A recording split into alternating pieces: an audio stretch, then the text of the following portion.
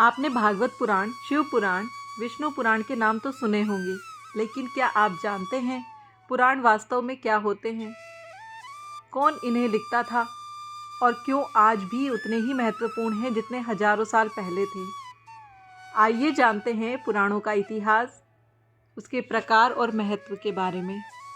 नमस्कार दोस्तों, आप सभी का स्वागत है आपके अपने चैनल संतों की वाणी में। आशा करती हूँ आप सभी अच्छे होंगे। तो चलिए जानते हैं क्या है पुराण। पुराण शब्द संस्कृत के पुरा यानी प्राचीन और ण यानी कथा या ग्रंथ से बना है। पुराण का शाब्दिक अर्थ है प्राचीन आख्यान या प्राचीन काल की कथाओं का संग्रह। ये कथाएं केवल कहानियाँ नहीं, बल्कि इनमें धर्म, दर्शन, इतिहास, भूगोल, ज्योतिष, संस्कार और जीवन का मार्गदर्शन छिपा है। सांस्कृतिक अर्थ से हिंदू संस्कृति के वे विशिष्ट धर्म ग्रंथ जिनमें सृष्टि की रचना से लेकर प्रलय तक का इतिहास वर्णन शब्दों से किया गया है। पुराण शब्द का उल्लेख वैदिक युग के वेद सहित आदितम साहित्य में भी पाया जाता है, अतः ये सबसे पुरातन माने जा सकते हैं। हिंदू धर्म के 18 मुख्य पुराण और 21 उप पुराण माने जाते हैं। इनका संकलन महर्षि वेदव्यास ने किया था। वेदव्यास जी ने इन ग्रंथों को इस तरह रचा कि साधारण व्यक्ति भी धर्म और वेदांत को समझ सके। अब जानते हैं पुराणों की संख्या 18 क्यों है। अणिमा, लघिमा, प्राप्ति, प्राकाम्य, महिमा, सिद्धि, ईशित्व या वाशित्व, सर्व कामावसायता, सर्वज्ञत्व, दूरश्रवण, सृष्टि, पराकाय प्रवेश, वाक सिद्धि, कल्प वृक्षत्व, संहार करण सामर्थ्य, भावना, अमरता, सर्व न्याय, ये 18 सिद्धियां मानी जाती हैं। सांख्य दर्शन में पुरुष, प्रकृति, मन, 5 महाभूत, पृथ्वी, जल, वायु, अग्नि और आकाश, 5 ज्ञानेंद्रिय, कान, त्वचा, चक्षु, नासिका और जिह्वा, और 5 कर्मेंद्रिय, वाक, पाणी, पाद, पायु और उपस्थ, ये 18 तत्व वर्णित हैं। श्रीमद् भागवत गीता में अध्यायों की संख्या भी 18 है। श्रीमद् भागवत में कुल श्लोकों की संख्या 18,000 है। श्री विष्णु, शिव, ब्रह्मा, इंद्र आदि देवताओं के अंश से प्रकट हुई भगवती दुर्गा 18 भुजाओं से सुशोभित है। 18 मुख्य पुराण और उनके प्रकार। 18 पुराणों में अलग अलग हिंदू देवी देवताओं को केंद्र मानकर पाप और पुण्य, धर्म और अधर्म, कर्म और अकर्म की गाथाएं कही गई हैं। पुराण हिंदुओं के धर्म संबंधी आख्यान ग्रंथ हैं, जिनमें सृष्टि, लय, प्राचीन ऋषियों, मुनियों और राजाओं के वृतांत हैं। पुराणों में सृष्टि के आरंभ से अंत तक का विशद विवरण दिया गया है। इनमें हिंदू देवी देवताओं का और पौराणिक मिथकों का बहुत अच्छा वर्णन है। कर्म कांड से ज्ञान की ओर आते हुए भारतीय मानस में पुराणों के माध्यम से भक्ति की अविरल धारा प्रवाहित हुई है। विकास की इसी प्रक्रिया में बहुदेववाद और निर्गुण ब्रह्म की स्वरूपात्मक व्याख्या से धीरे धीरे मानस अवतारवाद या सगुण भक्ति की ओर प्रेरित हुआ। माना जाता है कि सृष्टि के रचनाकर्ता ब्रह्मा जी ने सर्वप्रथम जिस प्राचीनतम धर्म ग्रंथ की रचना की, उसे पुराण के नाम से जाना जाता है। प्राचीन काल से पुराण देवताओं, ऋषियों, मनुष्यों सभी का मार्गदर्शन करते रहे हैं। पुराण मनुष्य को धर्म एवं नीति के अनुसार जीवन व्यतीत करने की शिक्षा देते हैं। पुराण मनुष्य के कर्मों का विश्लेषण कर उन्हें दुष्कर्म करने से रोकते हैं। पुराण वस्तुतः वेदों का विस्तार है। वेद बहुत ही जटिल तथा शुष्क भाषा शैली में लिखे गए हैं। वेदव्यास जी ने पुराणों की रचना और पुनर्रचना की। कहा जाता है पूर्वात पुराण, जिसका अर्थ है जो वेदों का पूरक हो, अर्थात पुराण वेदों की टीका है। वेदों की जटिल भाषा में कही गई बातों को पुराण में सरल भाषा में समझाया गया है। पुराणों को मनुष्य के भूत, भविष्य, वर्तमान का दर्पण भी कहा जा सकता है। इस दर्पण में मनुष्य अपने प्रत्येक युग का चेहरा देख सकता है। इस दर्पण में अपने अतीत को देखकर वह अपना वर्तमान संवार सकता है और भविष्य को उज्जवल बना सकता है। अतीत में जो हुआ, वर्तमान में जो हो रहा है और भविष्य में जो होगा, यही कहते हैं पुराण। इसमें हिंदू देवी देवताओं का और पौराणिक मिथकों का बहुत अच्छा वर्णन है। इनकी भाषा सरल और कथा कहानी की तरह है। आइए अब इन 18 पुराणों को विस्तार में जानते हैं। पहला, ब्रह्म पुराण। इसमें सृष्टि और ब्रह्मा जी की कथाएं हैं। ब्रह्म पुराण सबसे प्राचीन पुराणों में से एक है। इसमें मुख्य रूप से सृष्टि की रचना का वर्णन किया गया है। इसके साथ ही मनुवंश, देवी देवताओं, प्राणी, पृथ्वी, भूगोल, नरक, स्वर्ग, मंदिर, तीर्थ आदि के बारे में लिखा हुआ है। दूसरा, पद्म पुराण। इसमें सृष्टि, तीर्थ, व्रत और धर्म महिमा के बारे में है।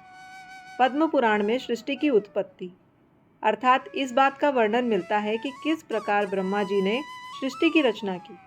इसके साथ ही यह पुराण अन्य प्रकार के ज्ञानों से भी परिपूर्ण है। तीसरा, विष्णु पुराण। इसमें भगवान विष्णु की लीलाएं हैं।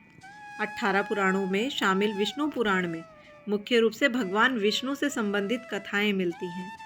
पराशर ऋषि द्वारा रचित यह पुराण अन्य 17 पुराणों में सबसे छोटा है। साथ ही इसमें श्री हरि के अवतारों, श्री कृष्ण चरित्र और राम कथा का भी उल्लेख किया गया है। चौथा, शिव पुराण। इसमें भगवान शिव की महिमा और लीलाएं हैं। शिव पुराण में भगवान शिव के अवतार और उनकी महिमा का वर्णन मिलता है। इस पुराण में भगवान शिव के विविध रूपों, अवतारों, ज्योतिर्लिंगों आदि का वर्णन है। पांचवा, भागवत पुराण।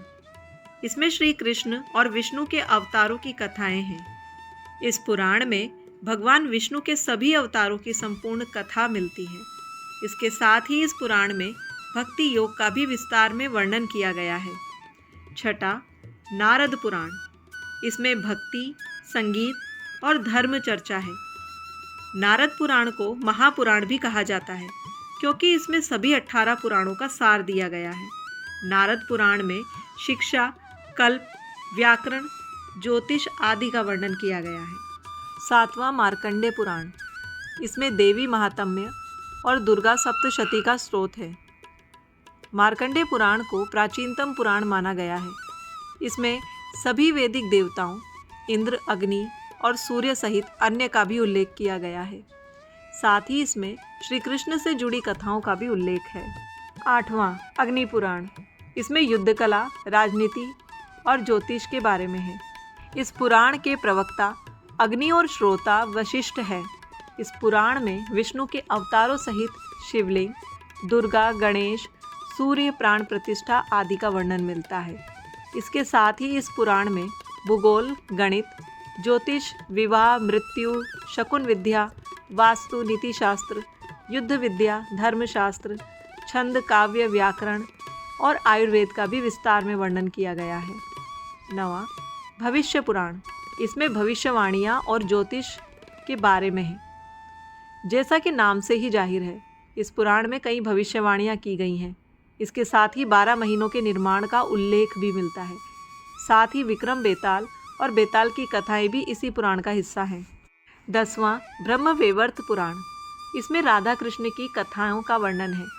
ब्रह्मवैवर्त पुराण को वेदमार्ग 10वां पुराण माना गया है। इसमें भी आयुर्वेद संबंधी जानकारियों का उल्लेख मिलता है। साथ ही इसमें भगवान श्री कृष्ण की लीलाओं, श्री राधा रानी की गोलोक लीला आदि का भी वर्णन किया गया है। 11वां, लिंग पुराण। इसमें लिंग स्वरूप शिव महिमा का वर्णन है। श्री लिंग महापुराण में लिंग का वर्णन मिलता है। इसमें शिव जी के 28 अवतारों का संपूर्ण वर्णन मिलता है। साथ ही इस पुराण में अंधकासुर की कथा और जालंधर वध की भी कथा मिलती है। 12वां, वराह पुराण। इसमें वराह अवतार और तीर्थ महिमा का वर्णन है। वराह पुराण भगवान विष्णु के वराह अवतार पर आधारित ग्रंथ है। इसमें भगवान के वराह रूप में अवतरित होने की कथा में प्रलय और उसके बाद पुनः सृष्टि के निर्माण की भी व्याख्या की गई है। 13, स्कंद पुराण। यह सबसे बड़ा पुराण है। इसमें तीर्थ यात्रा और कथाएं हैं। स्कंद पुराण शिव जी के बड़े पुत्र कार्तिकेय पर आधारित है। इसके साथ ही स्कंद पुराण में भगवान शिव की महिमा, सती चरित्र, शिव पार्वती विवाह, कार्तिकेय जन्म, तारकासुर वध आदि कथाओं का वर्णन मिलता है। द वामन पुराण, इसमें वामन अवतार कथा के बारे में वर्णन है। वामन पुराण मुख्य रूप से श्री हरि विष्णु के वामन अवतार पर आधारित है। इसके साथ ही इस पुराण में वामन अवतार, शिवलिंग पूजा, गणेश, स्कंद आख्यान, शिव पार्वती की कथा का उल्लेख मिलता है। 15 कुर्म पुराण, इसमें कुर्म अवतार और धर्म और नीति के बारे में वर्णन है। इस पुराण में चारों वेदों का संपूर्ण सार मिलता है। मंथन के समय मंदराचल गिरी को समुद्र में स्थिर रखने के लिए देवताओं की प्रार्थना पर भगवान विष्णु ने कुर्मावतार धारण किया था। इसमें उनके उस अवतार में दिए गए उपदेशों का वर्णन मिलता है। साथ ही ब्रह्मा, विष्णु, शिव, पृथ्वी और गंगा की उत्पत्ति का भी उल्लेख मिलता है। कुर्म पुराण में मानव जीवन के 4 आश्रम धर्मों की भी जानकारी मिलती है। 16 मत्स्य पुराण, इसमें मत्स्य अवतार और प्रलय कथा है। मत्स्य पुराण का संबंध भगवान विष्णु के मत्स्य अवतार से है। इसमें जल प्रलय से लेकर कलयुग के राजाओं की सूची दी गई है। श्री हरि विष्णु बताते हैं कि इस पुराण को श्रवण करने से मनुष्य की कीर्ति में वृद्धि होती है, आयु भी बढ़ती है। इसके अलावा मनुष्य सभी पापों से मुक्त होकर श्री नारायण में लीन हो जाते हैं। 17 गरुड़ पुराण, इसमें मृत्यु के बाद का जीवन, यमलोक और कर्म फल के बारे में बताया है। गरुड़ पुराण का संबंध मृत्यु से जुड़ी घटनाओं से है। इसमें व्यक्ति के जन्म, मृत्यु, पुनर्जन्म, पाप पुण्य, कर्म, आत्मा आदि से संबंधित बातें बताई गई हैं।